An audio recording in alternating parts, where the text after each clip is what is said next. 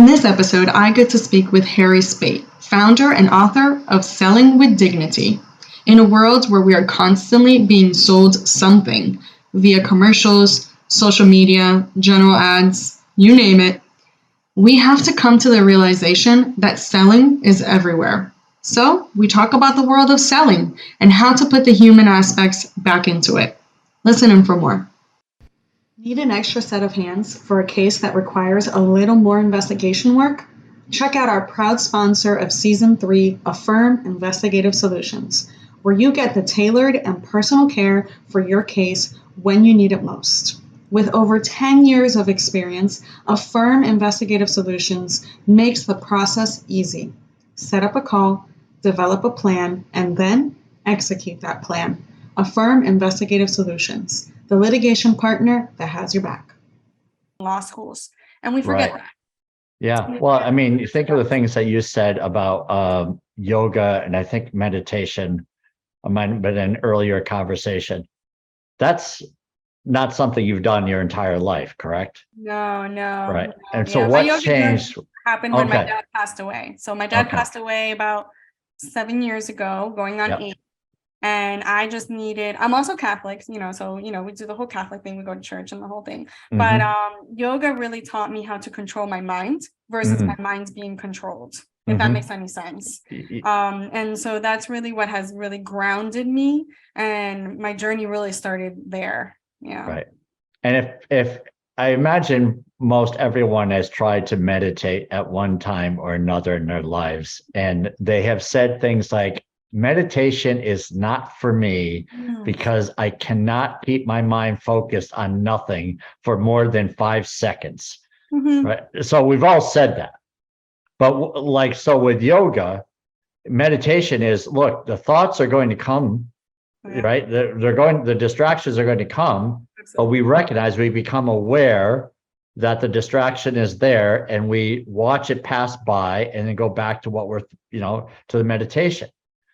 Well, that in itself is a challenge, but for those who do it, and I struggle with it, I do it for a minute, a couple of minutes here, once in a while I get really good. I can do like 20 minutes. Then I find someone that can do 2 hours of meditation. Is like, how? Right? But what that does though, is it can help us, like you said, to be in control of our mind. And, I think there's something out there, I don't know where, if it's in the media, if it's in the movies over the years, but very stressful people act rudely. Oh, yes. And there's no one that's under duress that is pleasant and kind, right? They're always portrayed as monsters, so to speak. Well, that's a narrative we don't have to listen to. Yeah.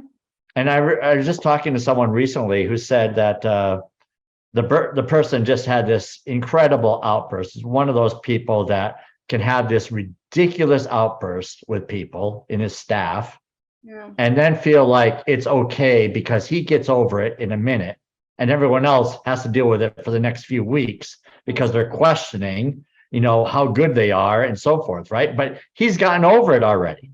The moment he leaves the room, that person gets over it.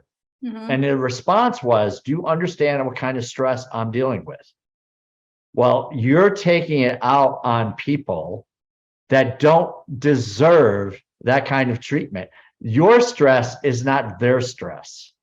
Right? And the fact that we choose to live that way and berate others because we're under stress, we have to question, is that really the human thing to do? Is that the right thing to do? And all of those who are in those positions, well, they'll say things like, well, people just need to man up. They need to toughen up.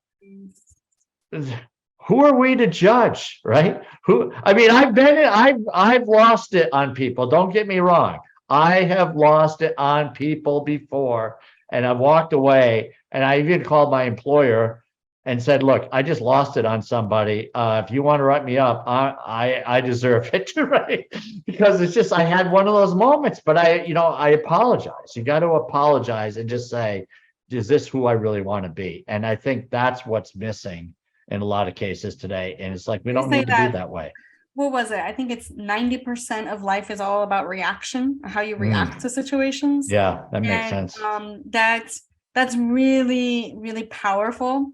And like you said, with the outbursts and everything, I have a perfect example that I've already introduced on the podcast, but it was an attorney, same thing, wasn't even part of our law firm, but rented from that space and had an outburst in the middle of the room. And, we're just like, and I handled it pretty well given my current status, my current mental status, because I was very focused on the client, making sure the client was going to be fine. And the first thing he said, well, the client should have been in the conference room. I'm like, well, that language doesn't need to be in this, atmosphere, at all. Like it should not exist. Very derogatory towards his paralegal. And he just said, really, I'm telling you, like my father always said, I never disrespected you.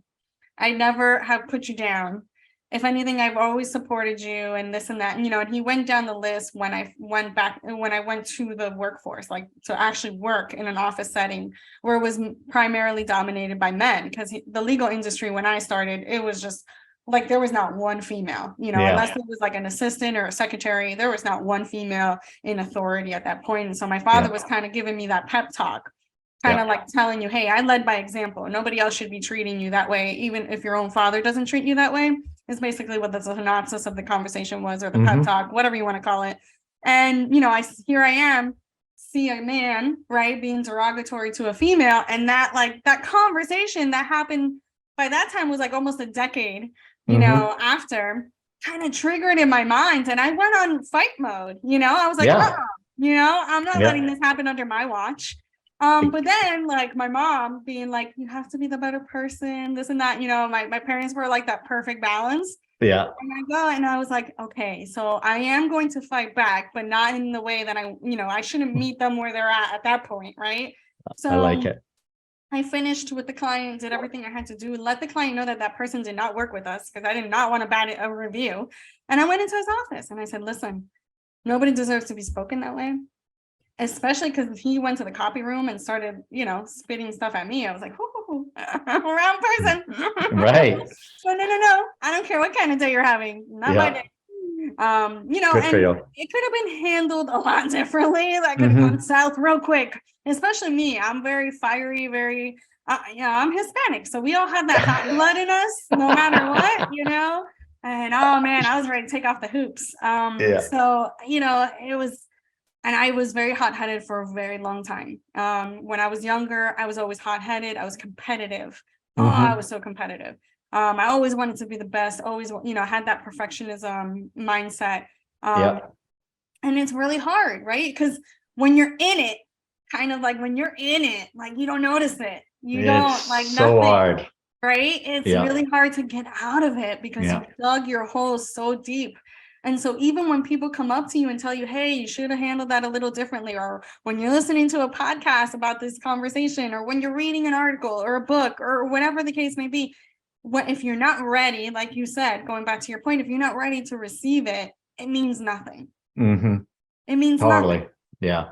So what got you do it again? Well, I mean, I sense the fieriness, the competitiveness, but you obviously have toned it down to where you can run a business. And so what helped you do that? A lot of things. I think a combination of things. I think it was more of, obviously my yoga journey really helped me because it calmed my mind and it made me come back to my reality, like the reality that I wanted always, all along.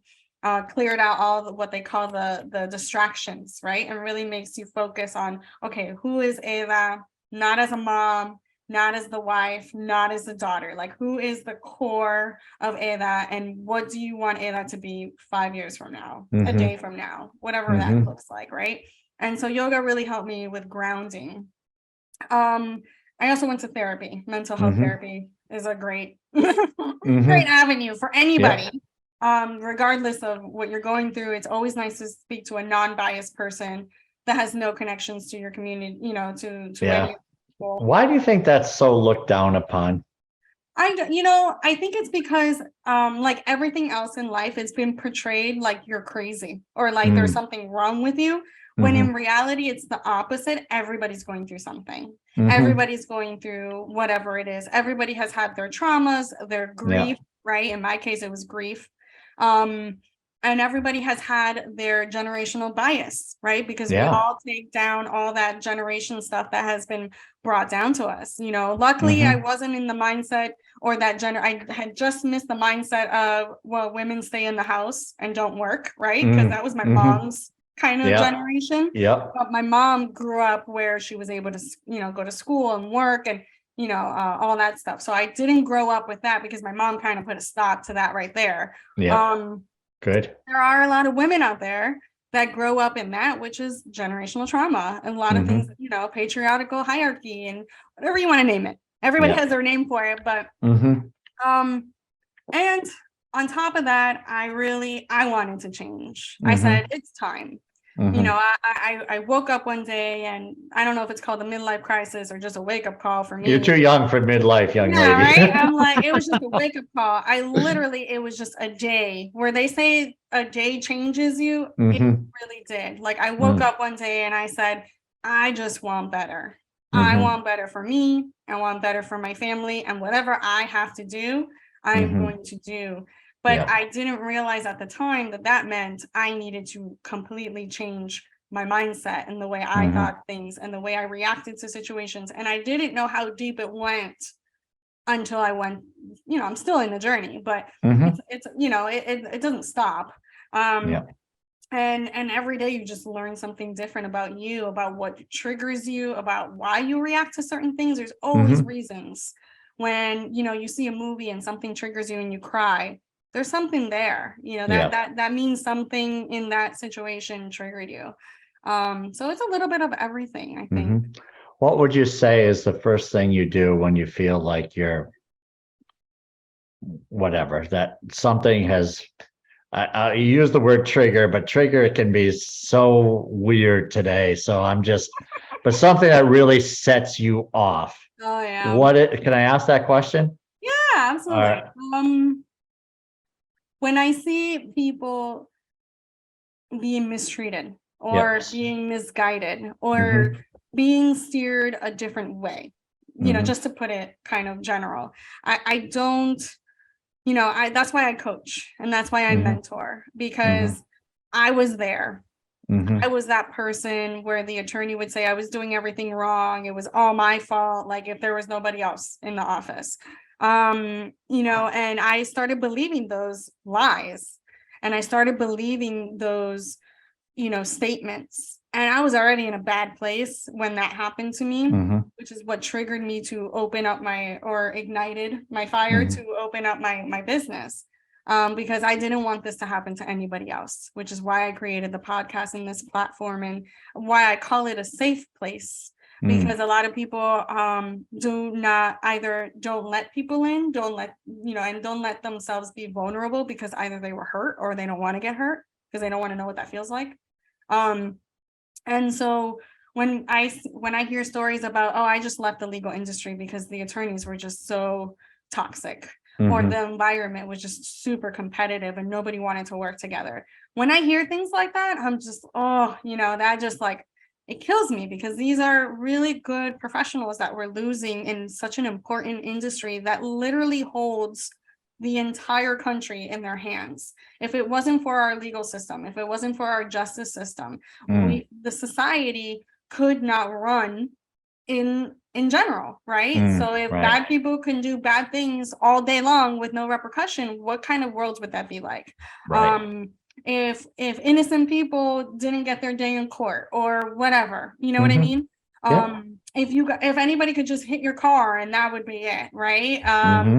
There's a lot of things in life that happen to us or to someone that we love and care about that we see day in and day out. It's not perfect. Nothing in life is perfect. That's why us as legal professionals need to really cultivate and create this environment where we can all thrive versus it being pinned against each other, right? Because there's no way that this industry or this justice or justice to be served. That's why I always say until justice is served. That's like my thing at the end of every sign off.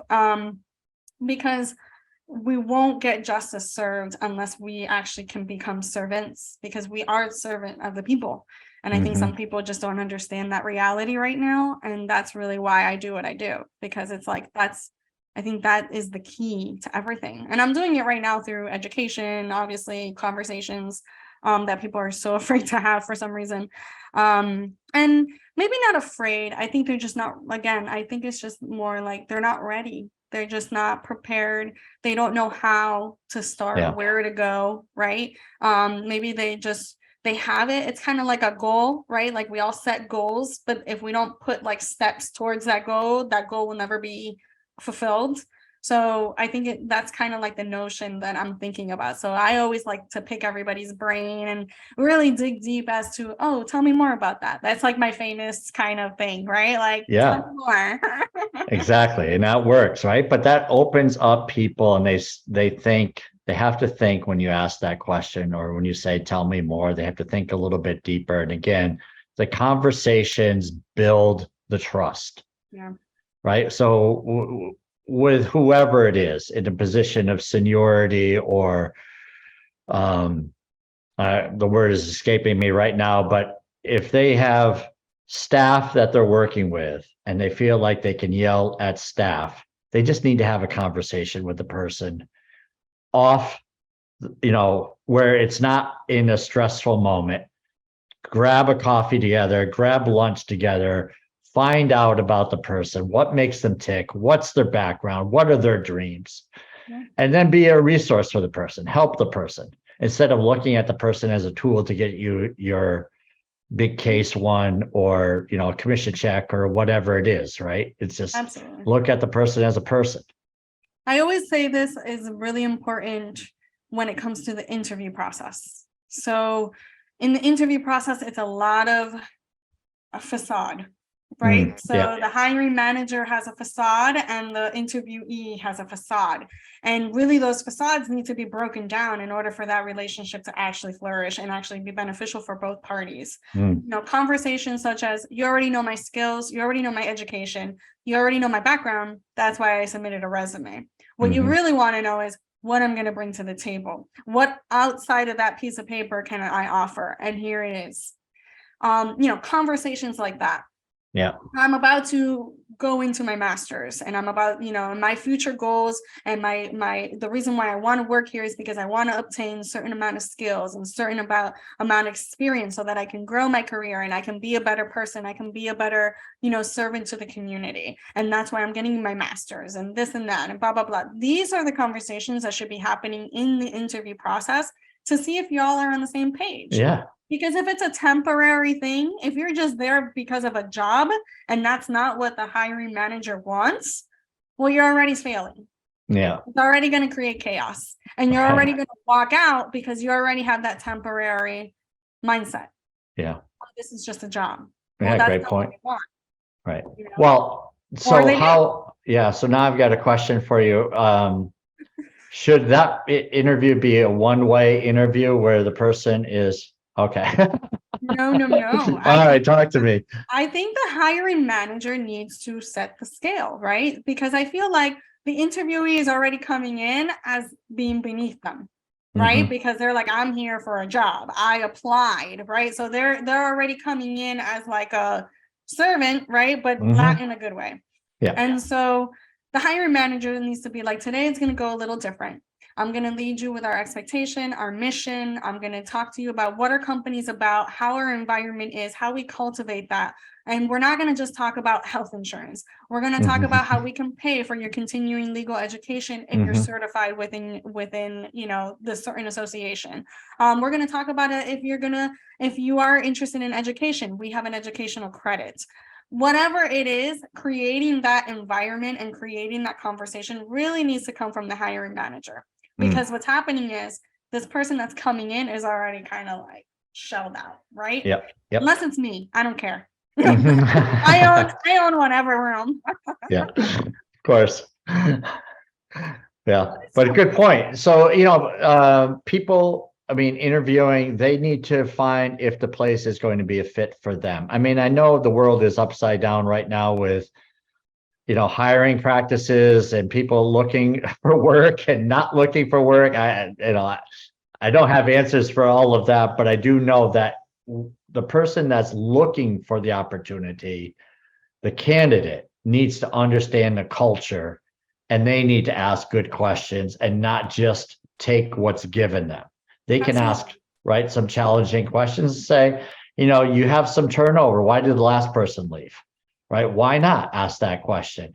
Yeah. And what's the managing style like? Is it constant? Is it deadline driven? Is it, short tempered? Are people patient with growth?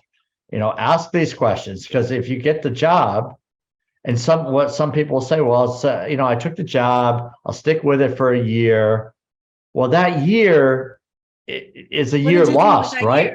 What are you doing? So another thing that I get, because I do it on the back end as well for attorneys, is, well, I need a paralegal that has 5 years of experience, has, a paralegal certificate, is certified in the state of whatever, and this and that. And I'm like, so why? And they all look at me like, I'm like, what did you want the paralegal to do within those 5 years? Are you looking for a paralegal that can litigate your files, that can run your files, that can do it at an administrative level, that can do everything, give you the customer service, give you the caseload management, manage your time, your calendar, this, and like, anybody can have 5-10 years of experience, but right. What they did with that experience is what you want. Right. Not that they've worked in the industry for 5 years. They could have started as a receptionist, and stayed as a receptionist for 3 of the 5 years. Totally. So it's like, why do you want 5 years of experience? What did you want them to take out of that paralegal studies program? And why them being certified is so important to you? Because I know really good paralegals that are not certified. Certification just means they can pass a test. Right. Not that I'm trying to dumbify certifications. I feel like they're super important and they have their place, but it's not a reason or a requirement to actually be a good paralegal. That's a difference, right? It's not like a lawyer. You need to pass the state bar, to be a lawyer. You do not need to be certified to be a paralegal. Gotcha.